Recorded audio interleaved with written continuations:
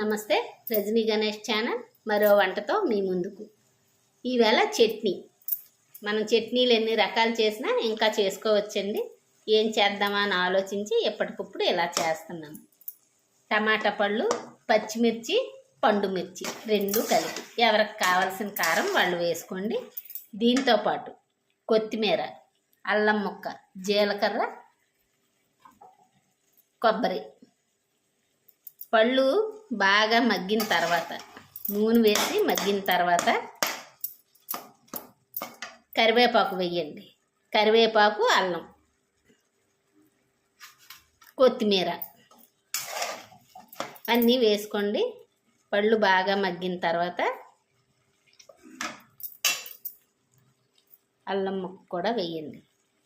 అన్నీ వేసి కొబ్బరి మాత్రం పొయ్యి మీద వేయకండి, కడాయిలో వేయకండి. అది చల్లారుతూ ఉండగానే కొబ్బరి కలిపి మిక్సీ పట్టాలి. చూడండి, ఇవి బాగా మగ్గినాయి కదా. ఈ టైంలో ఇవి మన గార్డెన్లో వచ్చిన టమాటా, అందుకు వేగంగా మగ్గిపోయింది. కొత్తిమీర వేసాం. ఇది ఒక్కసారి తిప్పుకుంటే సరిపోద్దండి. కొత్తిమీర మరీ బాగా వేగిపోవాల్సిన పని లేదు. కాస్త మగ్గగానే పొయ్యి ఆఫ్ చేసి చల్లారిన తర్వాత కొబ్బరి, జీలకర్ర ఇది మొత్తం కలిపి మిక్సీ పట్టండి. కొబ్బరి మొత్తం మనం వేయించిన టమాటా, కొత్తిమీర అన్నీ కలిపి వేసి, జీలకర్ర, అల్లం అన్నీ వేసి మీకు సరిపడా ఉప్పు వేసుకొని మెత్తగా మిక్సీ పట్టుకోండి. ఇదిగోండి, మిక్సీ పట్టిన తర్వాత కావలసిన తాలింపులు: ఆవాలు, జీలకర్ర, మినప్పప్పు, ఎండుమిర్చి, కరివేపాకు వేసి రుబ్బిసాం కదండి, అందుకని ఇది ఎలా తాలింపు వేసేయాలి. బాగా వేగి చిటపట్లాడిన తర్వాత చట్నీలో వేసుకోవాలి.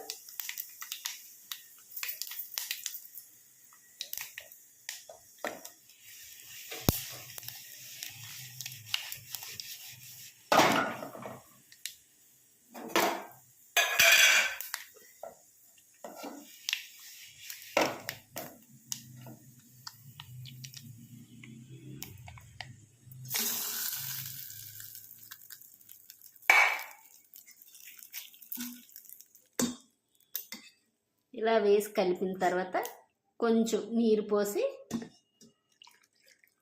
మరీ ఎక్కువ నీరు పోయకండి, గట్టిగా ఉంటే బాగుంటుంది.